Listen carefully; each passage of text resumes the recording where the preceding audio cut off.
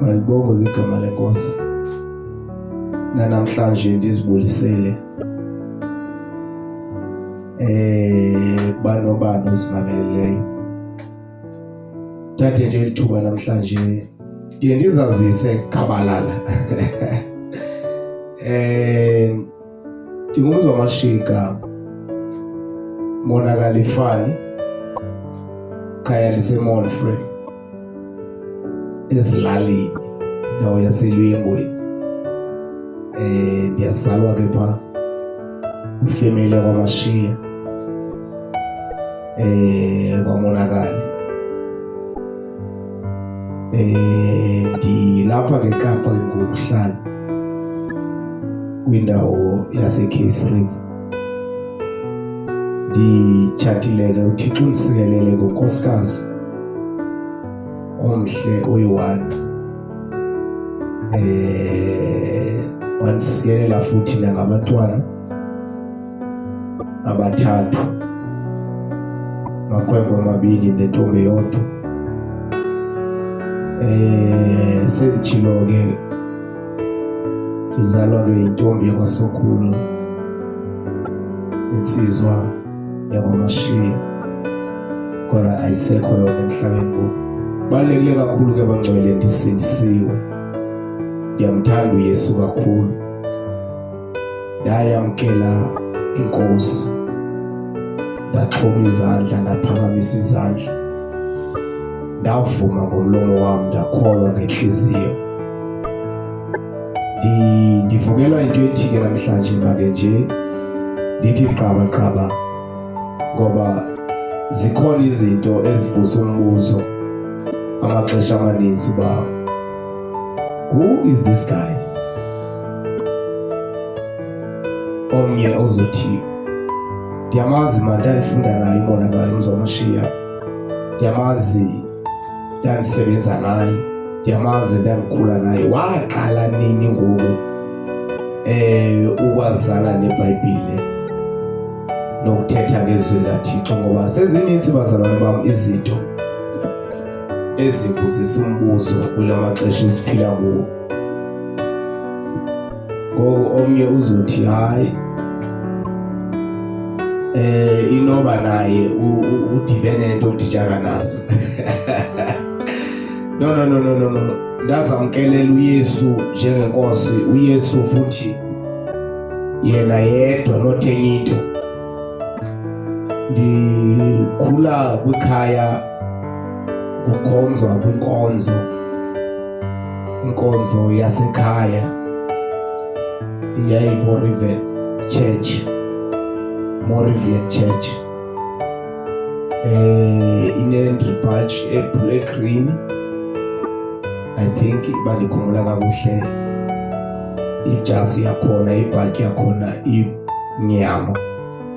Ndikhulele khona ke, ndihamba khona nomama up until phaa ngo-1993. Umama wamkela uYesu, kwathi ngoba bendiselula ke phaa ngo-93, 94, ndayeka ke nam ukuhamba eMoriva, ndalandela umama. Ndakhula ke ngoku ndihamba iSunday school kwinkonzo kamama egama liyi-Church of God of Prophecy. Ndihambile ke nomama iminyaka ndikhonza, ndikhula uSunday school. Akukho apho bendingayiyo khona. Inkulu kakhulu eMthatha ke yona inkonzo le kamama. So sasiquqa ke eMthatha. I remember indawo yaseMchonco kulapho khona sasiya khona phaa ngo-96, 90. Kwakuba khona inkonzo sokuvala konyaka, kwakuthiwa ziikhempu ngelo xesha. Ndandingaphoswa, ndandiba phaa every year xa kuphela unyaka. Ndakhula ke iminyaka yonke ndihamba khona, but ndihamba icawe ndingazange ndasindiswa.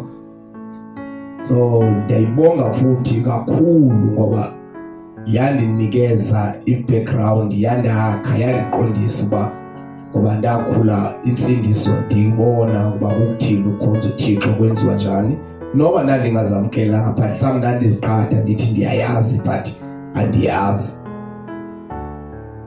Ndimuvile ke Eastern Cape ngo-1999 ndenze Cape Town ndizawufunda i-high school yam.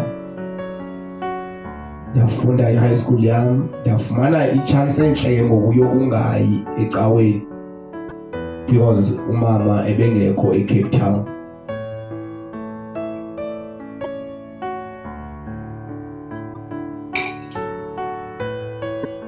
Ndamane ndisiya nje, ibikhona ke inkonzo ibise kwindawo yasemfuleni apha eKapa.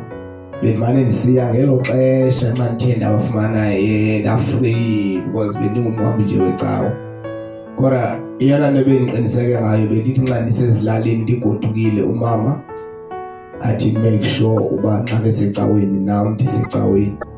Yandakha loo nto leyo, yandinceda because lithi iBhayibhile mkhulise umntwana ngendlela elungileyo, ngoba yawuthi xa sekemdala angasuki. Proverbs I think u-22 bandiphazama, angasuki kuloo ndlela leyo.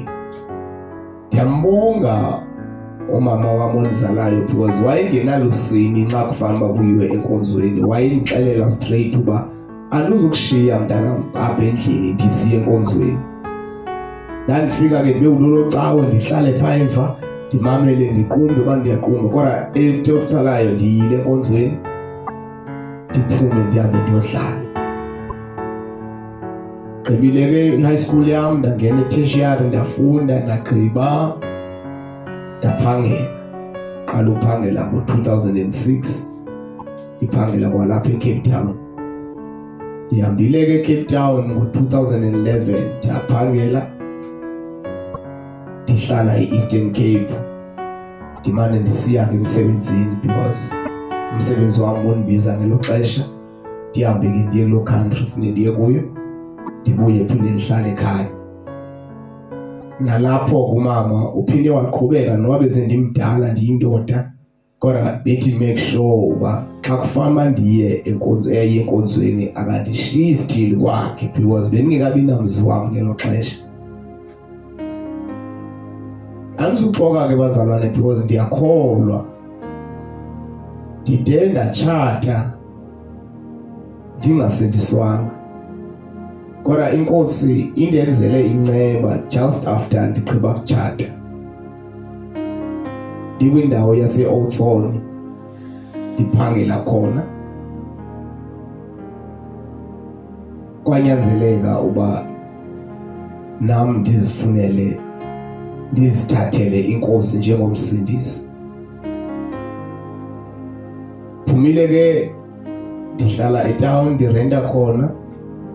Ndiphumile ke endlini ndehla ngendlela ndiyokhangela inkonzo esindisiweyo noba yeyiphi na because ndinento ethi uThixo makancede ubomi bam. Ndihlile ke ngemoto ndayofika elokishini ndadibana nayo inkonzo, ndayiva ikeyboard ikhala ndangena. Haleluya. Kodwa ngaphakathi ndinesikhalo endisikhalayo ndithi how I wish uba kuthiwa icawe kamama inkonzo yasekhaya endiyaziyo nendikhulele kuyo ndiyibona ikhonza uThixo isindisiwe. Yiyo bendifuna ukuzilahlela kuyo but ngoku isimo sithi kulamaplaza endihlala kuwo wase-Oudtshoorn ayikho inkonzo kamama. Inhliziyo yami yawonakele, ndikhala kakhulu ndiqonda uba yini le cawe kamama inkonzo endikhulele kuyo ndahamba kuyi-Sunday school yini ingabi na branch kule ndawo yalapha e-Oudtshoorn. Kodwa zange ibe nayo ibranch e-Oudtshoorn. Ndakhonza ke nawo bazalwane ndandifikele kubo but ndandinesikhalo sento ethi kwinto endikhulele kuyo nale ndifikele kuyo ngoku andiyazi noba ndiyaziqhatha na kuba ndandingasindiswanga kona ndikuphathi andide ndive nto apha kum ethi ndisindisiwe. Ndawugqiba unyaka ndihamba ndasithatha futhi isigqibo xa uphelayo unyaka uba andizubuya apha next year because andiva mahluko. Futhi ke akho nomuntu ndaziyo apha ndimbani, simane sisiza nonkosikazi nxa ekhona because at that time unkosikazi wayesebenza eQueenstown mina ndisebenza ikomani xa lezile sihambe siyokhonza okanye nami xa ndile eQueenstown sihambe siyokhonza I think JCC yayiphanga sesitishini phezulu phanga sesibhasini sikhonze phana kube mnandi ngibuyele Othon kodwa ndayeka ukukhonza but uThixo umuntu wakhe uyambona kwenzekile sendisithathile leso sigqibeso sokuba ndiyayiyeka ukukhonza ndazodibana nengwevu yaseLady Free ndadibana nomnye utata waseQunu bekhona phaa kwindawo yase-Othon ndafika bekhonzela kwindawo yaseKrish yayincinci kakhulu ingacacanga ingabhadlanga but eyona nto yanditsala kakhulu yindlela kwakuthandazwa ngayo ndazixelela uba ndizoke ndinyamezele kule Krish noba ndiyibona ingacacanga nabantu abakhonza kuyo futhi bembalwa kodwa kunejoy endiyivayo xa ndiphakathi kwaba bantu ndazixelela uba ndizoke ndikhonze nabo ndiyibone uba izondibeka phi na sihambile ke noThixo ndahlala phansi ndafunda ivangeli ngoba umuntu lo ufuneke efundisiwe isiyeke ke kwa mhlambe kuyenzeka uthi uyafundisa mhlambe ngufundisa into ezaphila ixaki kwawena okanye ufundiswe into abantu bakuprogram uba uze wenze lento bayenzayo but one thing eyanditsalayo eshumayela utata waseQunu oyayikhona phaa eOthon esithi ezwini lenkosi kwinto yonke uyifundiswayo make sure uba ithathwa ezwini likaThixo uyiba yonke into yenziswayo uyibuza uba ithathwa phi fundisiwe ke inkonzo ezininzi fundiswa nokuzila ukudla fundiswa nokunikela fundiswa nokuthandaza oku ndafundiswa nangoHoly Spirit ba umuntu kufuneke abhaptizwe ngamandla kaMoya Oyingcwele angazuxhomekeke ebantwini angazuxhomekeke ebantwini kodwa axhomekeke kuThixo exhumana noThixo ngoMoya Oyingcwele zonke ezo zinto ndihleli phansi ndiyafundiswa and fortunately sasiba senkonzweni every day ngaphandle kwaSaturday ndalifunda kwivangeli ndabe bendikhulele kulo ndambonga kuThixo because ndaye ndabona uba noma sendibuyele ekhaya umama oyena muntu wandiphathele wandazisa inkonzo ngevangeli zange andibuza imibuzo yokuba ukhonza kulahamba nabatata uhamba nabantu engabaziyo but waye wandithandazisa yokuba mandiqhubeke nokukhonza uThixo because eyona nto wayeyivuyela ngoba nam ndithe ndangena ndasindiswa ndamthatha lo Yesu ade endixelela ngayo iminyaka emininzi msapotile ke endithandazisa kuba namhlanje ekugugeni kwakhe esathandaza ngempilo yami ndithandaza ngempilo yakhe zange ndibuze imibuzo emininzi zangafune nokundikhupha futhi athi yeka ukukhonza nabazalwane izokhonza kule ndikhonza kuyo icawe because eyona nto wayeyivuyela yoba lo uYesu okade endixelela ngaye nam ndide ndazithathela because eyoba ndaye zange ndifundise ngacawe wandifundisa ngoYesu usindisayo ndambonga because isupport akandinike yona kule minyaka ndandisakhasa ngoku ndizifikele evangelini but wayisupporta up until namhlanje esame nam apho ndiyakhona ke bazalwane bam ivangeli akuvelanga kwasa wavuka selithi ndiyashumayela akuvelanga ndalala ndavuka sensithi kunje andivelanga ndahamba ndaya kwelinye ilizwe ndabuya sendiphethe into yoba ndikwazi ukushumayela Andivelanga ndahamba ndawunikeza izinto kodwa ivangeli ndilifundile, ndafundiswa, ndafunda, ndangenwa nguThixo. Haleluya. Phelelanga kapho indaba yokuba kwanyanzeleka ndihambile eOudtshoorn ndize kwindawo yaseCape Town ngokomsebenzi, because naphaya eOudtshoorn bendisemsebenzini, umsebenzi wandikhupha eOudtshoorn wandizisa eCape Town. Fikile ke Cape Town ndamkelwa ngokubele ngabazalwane bebekhonza uThixo endandifikele kubo. Utata sebekhulile kakhulu, bakhona nabanye otata baseKraaifontein ndandihamba nabo,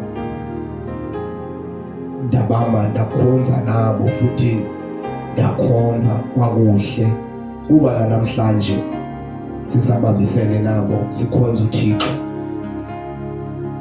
Haleluya. Kodwa kuye kwenzeka ke abazalwane base-Oudtshoorn bazoshumayela eCape Town. Kwaba khona abazalwane abasindiswayo, sakhonza kwindawo yaseMfuleni kuba ke namhlanje sisakhonza kwindawo yaseMfuleni. Omnye uzawubuza kuba nikhonza kwindawo yaseMfuleni, wafike wangumfundisi na eKapa? No bazalwane, ndingumntwana kaThixo, andinaso nesinjani isihlalo futhi ndingenaso nesifiso, ndingathi ongumfundisi urongo, kodwa mna ndikholelwa yoba make ndihlale ndingumntwana kaThixo. Haleluya. Ngoba uba ndizakwenza izinto ngoba ndizikopa ndithi hayi ndibona abantu bekwi-age group yam abashumayelayo baye bagcotshwa benziwa ngabantu babe ngabefuna, nam ndifuna yokuba ndibekwe kula rank. No, ndiyamkhonza uThixo, simkhonza kwindawo yaseMfuleni endlela esimkhonza ngayo, futhi eyile indlela yaseBhayibhileni. Ndiyambonga kuThixo ngoba ndiyamthanda umntu wonke okhona emhlabeni. Ndiyambonga kuThixo ngoba undenza ndibe nexolo nabantu bonke. Ndiyambonga kuThixo ngoba noba sendifika ndikhonza nabatata eOudtshoorn zange bandifundise ngacawe. That is why nangonje bandithethayo akho nento engabe ndiyibalula ndithi hayi igama lecawe ethile igama. No. Kodwa uYesu Kristu oyena nto endingayibalula ngamandla emncedayo umntu necawe seyitshintshe. Ngoba icawe zibaphoxile abantu, umntu anamathela athi ndawufa ndikule cawe, ndawufa eyona cawe nje, eyona cawe nje. Alibale ngoYesu Kristu oyena mntu okudityenwe ngaye noThixo noHoly Spirit. Haleluya. Bekekile ke enhliziyweni yami namhlanje ndithi gqaba andizungena deep, kodwa ke uThixo ungumncedi, uyamnceda umuntu wakhe. uThixo ungumlidi nomkhokheli. Noba unkosikazi wayesebenza eQueenstown ngelo xesha, uThixo ke waye wamsusa eQueenstown wamzisa kwindawo yaseMossel Bay. Sathutha ke Mossel Bay complete, silapha yonke eKapa sonke ifamily yami. Njengoba lisitsho ke nezwi lenkosi lithi akulungile indoda ibe yodwa. Haleluya. uThixo ke ungumenzi wezinto, because the time ndise-Oudtshoorn unkosikazi eseQueenstown ngeke kwavela ipost eyayise-Alwa North. I-interview yakhona zazibanjwe eDurban. Ndaflya from eGeorge ndaye eKing Shaka eDurban, ndathatha imoto ndadriver ndaya kwezo ofisi zalo post yayizoba se-Alwa North. Xa ndifikayo ndafika sebegqityiwe bonke abanye abantu babeiza u-interviewisha. Caba bagqitwa ngabo 11 nobebabini, ndandingowesithathu. I remember nathi nxa ndingenayo ngomnyango ndakhawulelwa ngumanager wala department, omntu ndandizawuripota kuye. Wabuza uba nguwe na umonakali, ndathi ndim umonakali. Wathi kade sekulindile, wayelindile. Dala sikulindile since 10 o'clock. Ngo-11 o'clock sibaqebile abanye. Ngoku ziya ku-1 ngoku ungona ufikayo. Ndithi nami bendingena choice because iflight ifike eKing Shaka ndathatha imoto ndaleqa ndilapha ngoku. Uthethetha lo tata, you better impress us because kaloku awunosilindisa nje kanti siyawokha ngelo xesha sihamba sobabini sibheke ebhodroom. Ndithi kuye uThixo uzoba nawo. Little ndiya ungandixeleli ngaloo nto kaThixo mani mna ndithetha wena uba wena funeke ube ngathi uyazimisela because sikulinde ixesha. Ndithi bawo uThixo uzoba nawo. Sangena ebhodroom sayiqhuba i-interview sagqiba nxa ndibheke emnyango igoduka ndabuyela e-airport. No kwakuyi-Durban July lanto yenzeka eDurban. So iflight zazingekho plus nendawo zokulala zazinqabile kwanyanzeleka ndiyolala. Ndalala phaa emhlanga Ross ezinjalo kwakudala ngoku. Ndavuka ekuseni ndabamba iflight futhi yawundibeka eGeorge. After 2 days ndawe efowunini ndabafowunela kwathiwa ndoda uvale kwavaleka konke esizayithethe ke. Ndaqonda uba ipost ndiyifumene. Kodwa kwathi ngoba uThixo wayesafuna ndibe seUtso ndathi sendiyifumene sendenzele i-medical sendilinde i-job offer yoba ndiyifumane. Sendimxelele futhi nonkosikazi uba masifune indawo yokuhlala e-Alwa North. So sike mane sizama utravelisha omnye eQueenstown. But zange yenzeke loo nto leyo. Yasuke yaphinde advertise upost. Ndandikhala emini nobusuku ndizibuza uba Thixo njani ubuvumele le nto uyazi uba ndifuna uyohlala nonkosikazi wam. Kodwa ndixelela emveni kweveki eyodwa unkosikazi wafumana i-phone call eMossel Bay. Wa-interviewsha yedwa wayifumana ipost. Hallelujah. Ndingekagqibi nenyanga ndikhalela ipost ese-Alwa North because uThixo wayesathanda uba make ngiqhubeke ndihlale nabatata enzela uba ndingakhawulezi ukuwa because umntu uyahamba acinga uba fana uba uqinile bawuyile abazalwana abaninzi. Now noma sendihamba ke ngoku 2017 eUtso ndize eCape Town noko bese nikwazi ukuthi bawothi sezulwini malingcwalise igama lakho. Intando yakho mayenziwe emhlabeni njengoba isenziwe emazulwini. Bese nikwazi noko ukuthandaza ndizibike kuThixo. Ngiyabonga kuThixo abangcwele andizungena deep. Kodwa bendithi mandithi qaba nje uba kubani umonakalo. Kubani umzomashini. Ingaba ngomnye womuntu ozenzela nje ibhizinesi ngeBhayibheli. Ingaba ngomnye umuntu ozilandele nje into ezakwenza afulandelwe ngabantu. Kodwa ke ndilapha namhlanje ekuseni ngo-7 ndiba semsebenzini ndiyophangela ndibuye ndihlale nefamily yami. Sunday ndibheke enkonzweni ngexesha loba ndimnqule uThixo. Andinayo isika ndinayo i-agenda efihliweyo. Andiqondi futhi noba ndawuthi ndibe nayo ngoba ndikhonza uThixo endimoyikayo. Abantu ndiyabahlonipha kodwa uThixo yena ndiyamoyika. Ngothukike bakhona abazalwane endibathandayo. Njengoba nditshilo ndithanda bonke abantu. Bakhona abazalwane endike ndiye nakubo koma-Kraaifontein, koma-Platen Bay ngoba ndiyokhonza nje uThixo xa indlela ivuma. Haleluya.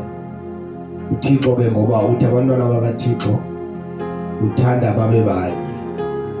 Siyekekele i-division ekhona abantwana bakaThixo bezondana because bengakhonzi inkonzo eyodwa. Into eza noSathana leyo wenza abantwana bakaThixo bangavani because bengakhonzi kwinkonzo eyodwa lonto iza nomtholi uzochitha icebo likaThixo.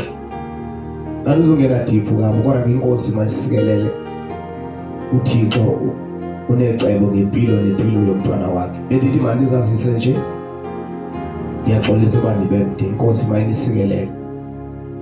Qhubeka wena uzibabelela zininzi intshumayelo ezikhona. Bayashumayela otata kule channel, bayashumayela umama kule channel, bayashumayela usisi. Sikhona nee-interviews esiziqhubayo sidikidimi bethile, sithethile ngomtshato, sathetha ngesishumi, sathetha ngesono, sathetha ngomjolo uba umjolo uvumelekile na. Ndiyabonga futhi abantwana bakaThixo abaye bazinika ithuba bazofika kule channel bavuma ndibaxine ngemibuzo, iimpendulo zabo zibheke ehlanganeleni. Ndibonga uThixo ohamba nabo ngoba ubenza babe nesibindi. Abantu bazifihleke bazivalele ngaphakathi kodwa abantwana bakaThixo bakwazile ukuzoba khona kule channel. Nawe ke ngelinye ilanga mhlawumbe uyalifumana ithuba lokuzoba nathi. Inkosi mayinisikele kubantwana.